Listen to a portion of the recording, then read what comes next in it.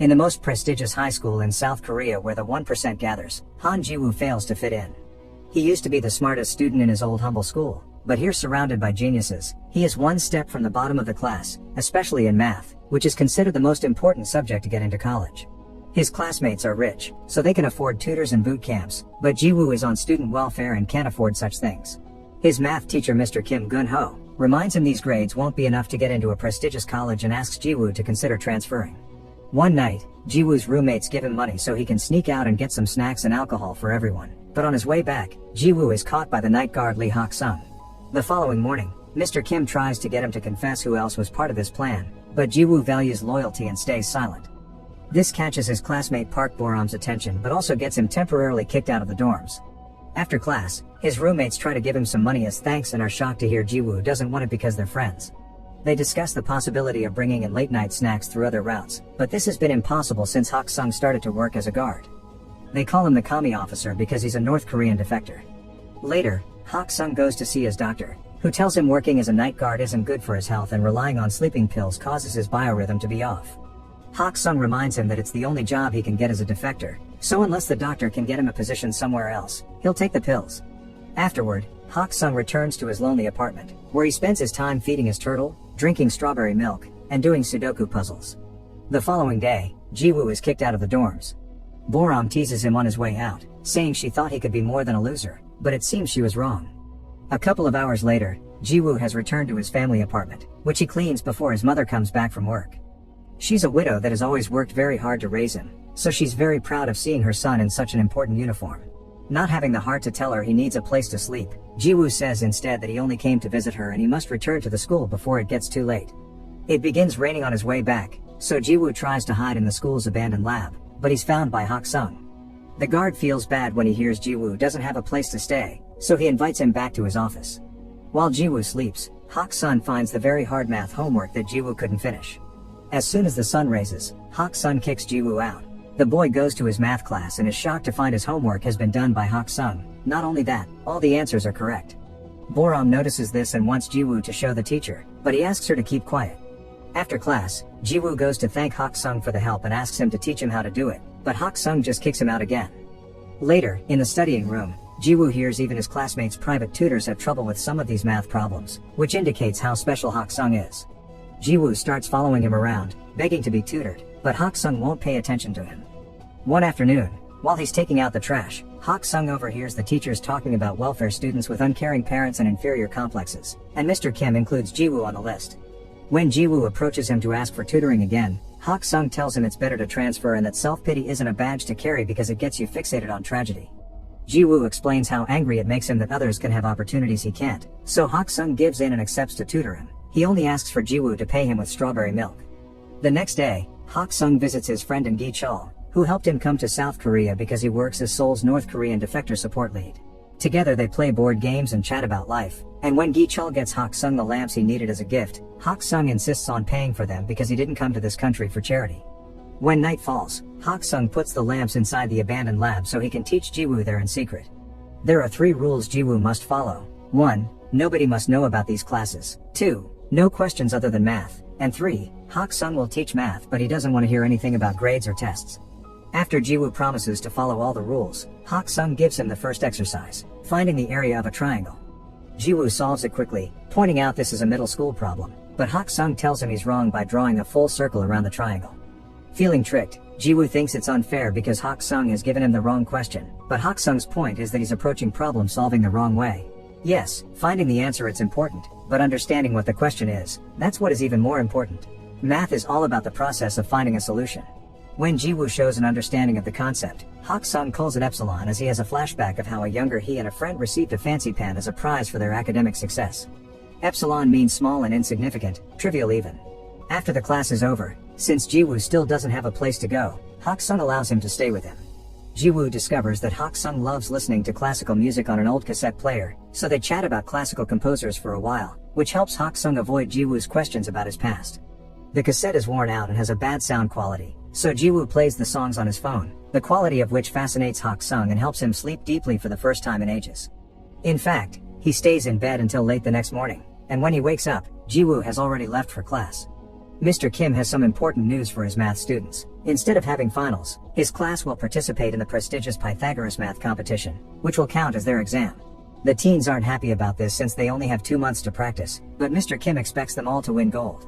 Ji-woo goes to see Hak-seong every day for math classes, and Boram begins noticing how often Ji-woo purchases strawberry milk, almost as if he was an addict. One evening, there's a particularly hard exercise that Ji-woo needs to know the technique to solve, but Hak-seong explains he expects him to add it all up manually. 3 hours later, Ji-woo manages to solve it, so Hak-seong shows him something special. Famous mathematician Bernhard Riemann calculated 38 decimals of the square root of 2 by hand to become intimate with the solving process, which you can't do by just memorizing a formula. This is greatly helpful when it comes to a better understanding of math. Hak-seong refuses to tell Ji-woo if his answer is right or wrong because his homework will be to discover it himself. That's the job of a mathematician. As the weeks pass, Ji-woo improves his math skills more and more every day. One afternoon, he receives some devastating news. A close friend and fellow welfare student is transferring back to his old school, admitting having come here was never worth it. Now Ji-woo has some thinking to do about his own situation, and Boram tries to hear him out, but he feels like she's making fun of him by saying they're in the same situation when she's actually a rich kid too. Their conversation is interrupted when Boram's mother comes to pick her up. When they get in the car, Boram is scolded for hanging out with a welfare kid. Boram is technically on welfare too because of her divorced parents, but she isn't on financial aid, so it isn't really the same. Her mother also scolds her for listening to piano music because she wants Boram to concentrate on her studies, so she's hired Mr. Kim to be Boram's private tutor, which is illegal. Later that night, Ji-woo tells Hak-seong about his friend and wonders if he should transfer too. Hak-seong encourages him not to give up and reminds him the most important thing to succeed isn't intelligence but courage to prevail until the end. To prove his point, he shows Ji-woo the exercises he corrected. While there are some mistakes in the final solutions, the boy has correctly learned the process to solve them. That same night, Ji-woo's suspension ends so he gets to go back to the dorms, but he admits missing sharing a space with Hak-seong. The next day, Boram gives him strawberry milk with an apology note, and when he gets distracted, she follows him to the abandoned lab and discovers his secret.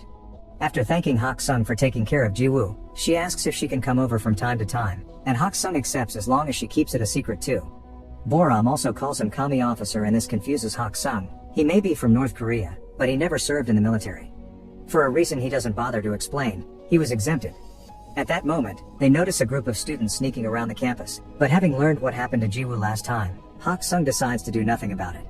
Another evening, Ji-woo asks Hak-seong why he studied math so hard.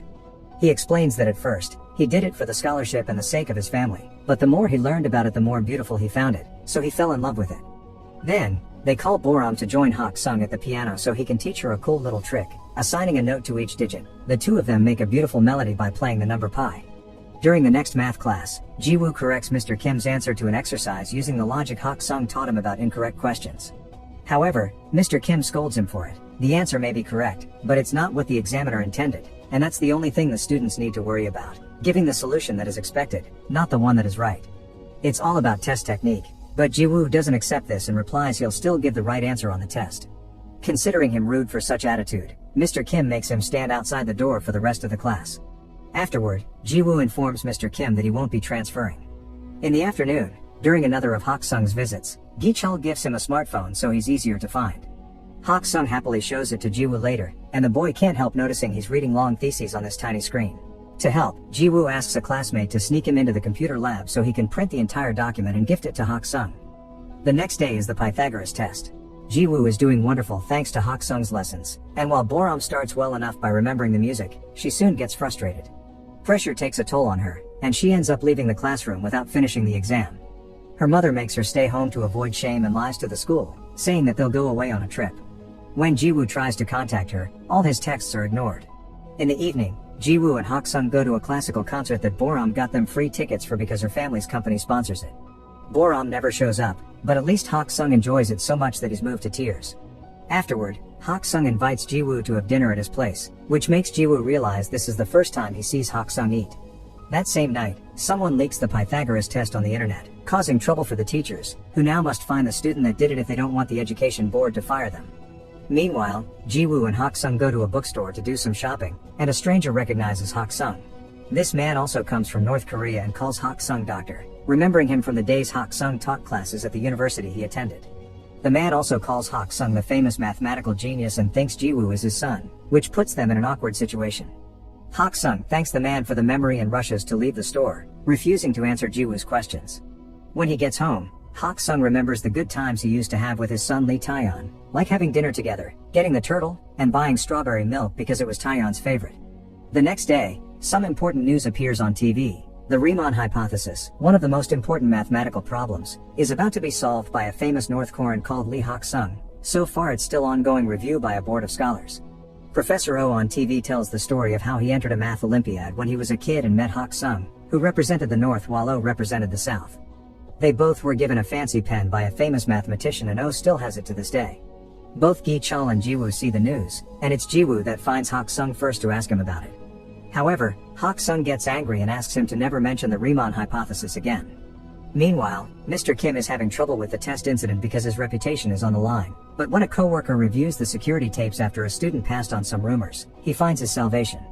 The following day, Mr. Kim calls Ji-woo to show him the recording of him sneaking out of the computer lab with some printed sheets in his hands. Ji-woo tries to explain that it's unrelated, but he has no way to prove it. Between the tape evidence and the fact he magically became better at math in a few months, nobody will believe him, so Mr. Kim offers him a deal. If he accepts to transfer, he won't make his blame public. Sadly, the rumors of Ji-woo having done the leaking still reach everyone's ears, and Boram gets upset about it because she knows the truth. Gi-chul is having some trouble of his own too.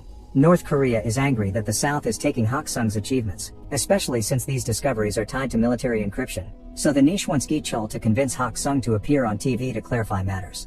Hak-seong's name is all over the news now, and an old colleague even visits him to convince him to return to the North together. However, he puts his foot in his mouth when he admits he's asking because bringing Hak-seong would earn him forgiveness too, and only manages to anger him by bringing up what happened to his son. Gi-chul visits Hak-seong to apologize for not being able to keep the niche off his back, but Hak-seong is still thankful for all the years of protection. While Hak-seong's packing to leave town, Gi-chul returns to him the document with his research, which Hak-seong tried to throw away years ago and Gi-chul saved it because it was too valuable to be trash. At that moment, Ji-woo arrives as well, but he decides to stay outside when he hears yelling. Hak-seong is angry because it was this research that cost him his son's life, so he refuses to put it on TV. After Gi-chul leaves, Ji-woo tries to talk to Hak-seong, but the old man only lashes out at him, refusing to accept they are anything closer than tutor and student. Afterward, Ji-woo gets a call from an upset Boram, who doesn't understand why he's letting them frame him like this, but he just tells her it's over and hangs up. In the meantime, Hak-seong arrives at the bus station and when he thinks he saw his son's face on a random stranger, he begins to remember the night Taeyeon died. After he got into another fight for defending fellow defectors, Taeyeon began arguing with his dad, accusing him of having escaped to the South for selfish reasons because he didn't do it when his mom was sick with tuberculosis. Hak-seong insisted he did it to give his son a better life, but Taeyeon pointed out that doing entry jobs and being treated like dirt was far from a better life for a scholar.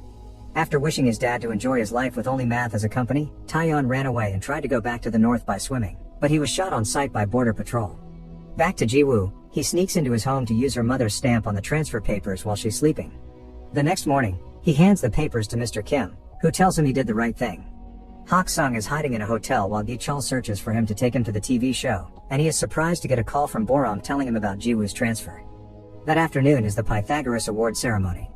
Ji-woo is on his way out of the school, but Boram suddenly arrives and drags him with her to the auditorium by stealing his stuff.